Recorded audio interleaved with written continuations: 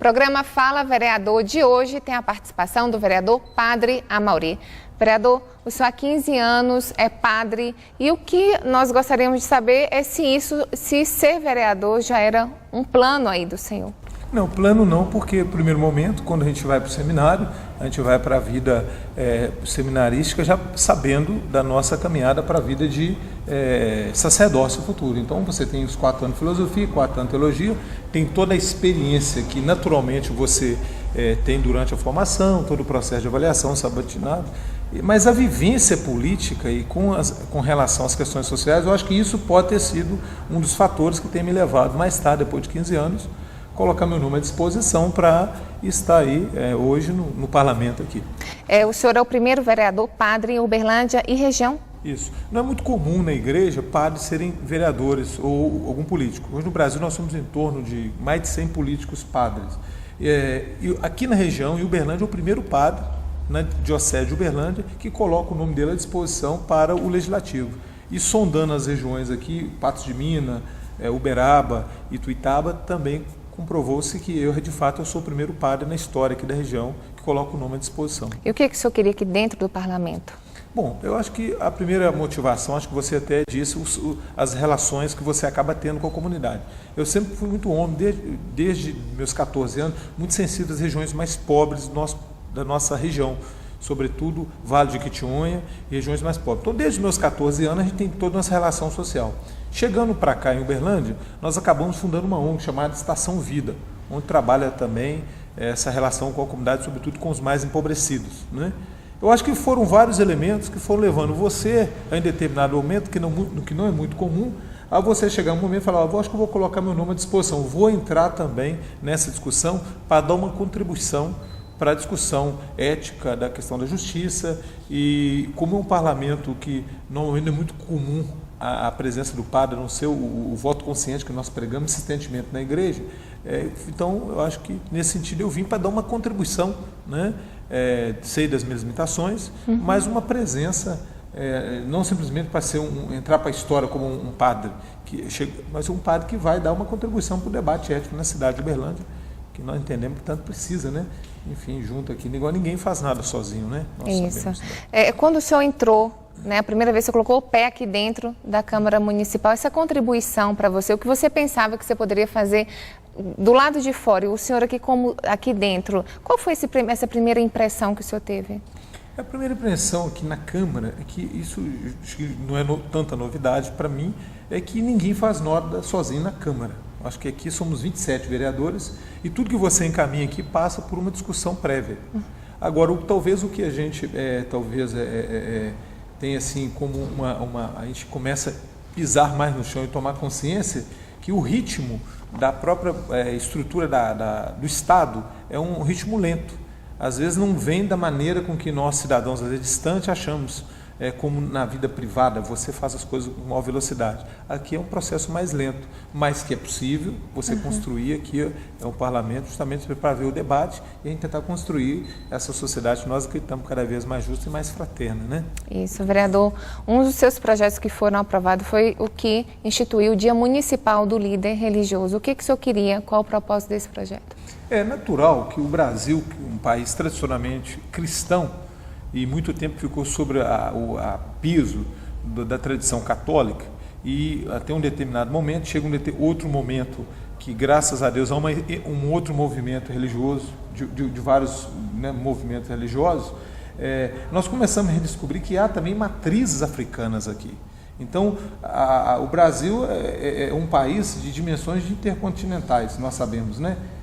E qual que é a ideia? É tentar privilegiar as outras manifestações que às vezes são minorias aqui na nossa comunidade. Então, às vezes destaca-se a figura do padre, tradicionalmente, a figura do pastor, e a ideia do líder religioso amplia essa relação, a ideia de perceber que existem várias lideranças, não só cristãs, mas de outros grupos religiosos que contribuem para a tradição religiosa e a tradição cultural que entendemos nós fundamental para o ser humano, né? Então é nesse sentido de contemplar, para não ficar só no bairrismo, né? Aí padres e pastores, então, para contemplar as diversas matrizes e experiências religiosas. Ok, vereador, o senhor elencou também algumas bandeiras aí de luta aqui dentro, né, do parlamento, bandeiras que outros vereadores também levantam, que é a questão aí de defesa dos jovens, dos idosos, né, trabalhos contra a dependência química, também um tema atual que é a mobilidade urbana, né, um tema em debate, e a saúde. Nesse tema aí de jovens, adolescentes e idosos, o senhor também teve um projeto aprovado que criou uma consulta, né, um atendimento de marcação de consulta para idosos, né? Nesse projeto também a gente queria que o senhor falasse um pouco desse projeto. Eu acho que dentro desse espírito da cidade educadora, que o prefeito tem trabalhado muito, nós temos que, como Câmara, é claro que ao Executivo há uma independência, o Parlamento há uma independência, o Legislativo, mas nós temos que tentar construir na mesma perspectiva. E nós sabemos que a saúde, a educação, a mobilidade urbana são os grandes gargalos de segurança pública, os grandes gargalos de qualquer cidade em nosso país. Né? É o que mais pede. Uma cidade educadora, e somada a esse momento que nós vivemos agora, da sociedade cada vez mais valorizar tão somente aquilo que é novo, nós entendemos que a pessoa idosa, a guardiã que traz essa sabedoria, e por uma questão de facilitar a dinâmica, porque isso é natural que você, com o passar dos anos, você vai tendo todo tipo de limitação de mobilidade, até no locomover. Então a ideia do agendamento de consultas através do telefone para pessoas idosas e pessoas com deficiência é colaborar nesse processo que é natural humano, né? Então, a gente, dentro desse bojo de uma cidade educadora, eu acho que algumas pessoas, por viverem biologicamente em determinado momento, alguma limitação, é importante que elas tenham um acesso facilitado no Estado, né? Então a ideia era essa, fundamental. Também o senhor tem nessa área de dependência química também um projeto que foi aprovado aí, em que instituiu nas escolas da rede pública e privada, né, atividades que têm o objetivo de transmitir aos alunos os danos causados pelos usos de entorpecentes, né? O senhor poderia elencar, por exemplo, quais eram esses problemas que foram levantados para o senhor propor esse projeto? Eu acho que o caminho da prevenção ainda é o melhor caminho. Às vezes as comunidades terapêuticas, em geral no Brasil, são tidas e às vezes até acusadas como estarem enxugando o gelo. Então a gente entende que realmente o processo de recuperação do dependente químico é um processo muito lento e nós sabemos as várias implicações. Inclusive a grande discussão hoje na sociedade brasileira, que é a questão da compulsoriedade, que é outra discussão. Mas nós sabemos que o nosso país é um país que, infelizmente, uma criança de 5, 6 anos de idade pode ir num bar e adquirir, por exemplo, uma bebida alcoólica. Então, eu acho que a ideia é tentar fazer uma discussão na rede municipal, nessa perspectiva da prevenção das drogas lícitas, que é permitido, e as ilícitas, pois sabemos que muitas dos dependentes químicos das ilícitas passam pelas lícitas, né? Quer dizer, é tentar desde cedo preparar essa geração para uma cultura de relacionar com tudo, que nós estamos aí, precisamos também viver com medo do mundo, mas ao mesmo tempo ter uma criticidade em relação às drogas lícitas e ilícitas. E nós sabemos que as ilícitas têm todo um complexo que envolve aí o tráfico de droga, é muito mais complexo, de outros estudos mais aprofundados, e aí tem a polícia própria que acompanha, mas nós precisamos proteger as nossas crianças, adolescentes e jovens, né, para que tenham pelo menos consciência do mundo que eles estão encontrando. Que o mundo, embora tenha muitas flores, mas também tem muitos espinhos também. Essas atividades seriam o que, vereador, dentro desse projeto? Eu acho que como nós temos semanas educacionais do trânsito, né, a simetria seria a mesma. É poder, durante aquela semana, durante aqueles 15 dias, nas escolas, tanto no âmbito do Estado, no município e na rede privada, haverem discussões, inclusive envolvendo até as secretarias que nós temos no município aqui, antidrogas, para colaborar nesse debate, né? É muito comum hoje, qual que é a crítica que é feita? As nossas crianças jovens, por incrível que pareça, os pais vão buscar as crianças, não temos relatos aqui em Uberlândia, os pais vão buscar as crianças na frente à escola e muitos bares por perto. É muito comum o pai pegar a criança, deixar ela na calçada e ir para o bar, jogar sinuca, tomar cerveja. Então, assim, olha para você ver, se a gente trazer uma discussão dessa, vai até colaborar para que crianças que vivem essa experiência já podem ter uma relação até mais de, olha, não é o local mais adequado e, enfim, ter um desenvolvimento mais sadio e mais atento, né? Isso mesmo.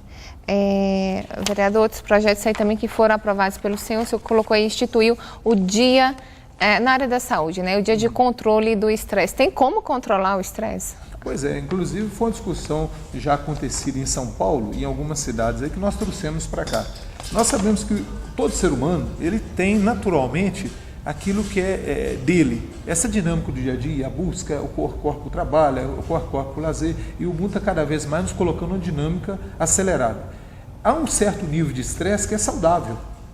É você ter ânimo para sair de casa, é você ter disposição, é saudável. Só que o mundo moderno, nós estamos extrapolando esse nível, que é considerado nível normal, e aí tem toda a discussão, sadio, extrapolando para algumas doenças decorrentes desse extrapolamento, desse nível que seria comum do estresse. Então, o dia do controle do estresse, na verdade, é um dia para a gente fazer uma grande discussão, porque atinge a todos nós, atinge a questão da saúde pública, né? Então, a ideia é essa, fundamental é essa, né? Fazer uma discussão e a gente tentar levar uma vida mesmo nessa dinâmica do dia a dia, buscando esse equilíbrio, porque sabemos que quando extrapola, você pode conduzir até uma depressão aguda, somatizar isso no corpo e algumas doenças que nós já sabemos gravíssimas aí. O senhor também estava preocupado aí nessa área de construção civil, o senhor criou um projeto que obrigou a contratação de seguro de responsabilidade civil? Civil. Qual que é a ideia? É normal que um dos sonhos de toda a sociedade privada, empresário na rede privada, é contratar com o Estado. E é muito comum que no processo licitatório, com toda a dinâmica própria da lei, é comum, às vezes, concorrentes estarem até de má fé. Então, contrata com o Estado a construção, por exemplo, de um posto de saúde, e aí joga o preço de licitação para baixo, sabendo que daqui 6 meses ele vai parar aquela obra. Ele para aquela obra, o prejuízo é o erário público, e aí tem todo aquele processo, o Estado é lento para entrar com ação de regresso e tudo mais. Para que isso não ocorra, qual que é a ideia do seguro? Caso venha a haver uma paralisação de uma obra dessa, o seguro automaticamente já continuaria o desenvolvimento da obra.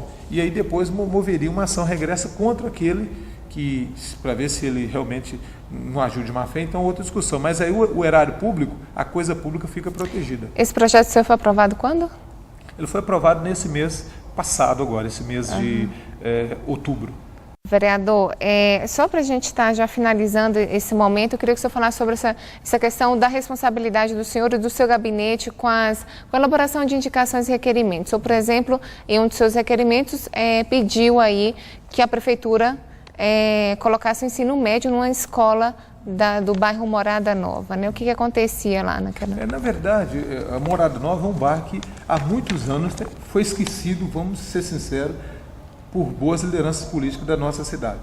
E é um processo de redescobrimento do Morada Nova lá. E uma das demandas deles, além de toda a infraestrutura, que nós já sabemos que tem essa proposta agora de construir a partir de 2014 lá, as mães têm que deslocar os adolescentes que terminam o ensino fundamental para a região central de Uberlândia. E a ideia de levar o ensino médio para lá é uma reivindicação antiga da comunidade. Então, articulado com a parceria, que não podemos esquecer, do Estado, através do Wagner, Superintendente da Educação, junto com a Gessina, eles favoreceram para que esse projeto acontecesse. A partir do ano que vem será ofertado o ensino médio lá na Morada Nova, na Escola Freitas de Azevedo, né? Então, não precisar, evitando todo aquele transtorno de ter que transportar todas as crianças para o centro, enfim. Então, essa é uma boa notícia, é um requerimento que nós fizemos e, graças a Deus, está bem encaminhado, né?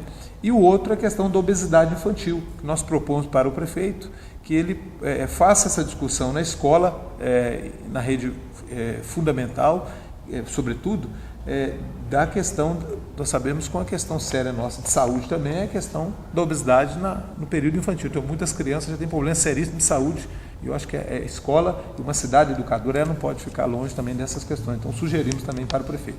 Ok. Obrigada, vereador, pela sua participação. O programa Fala Vereador contou com a participação agora do vereador Padre Amauri. Muito obrigada.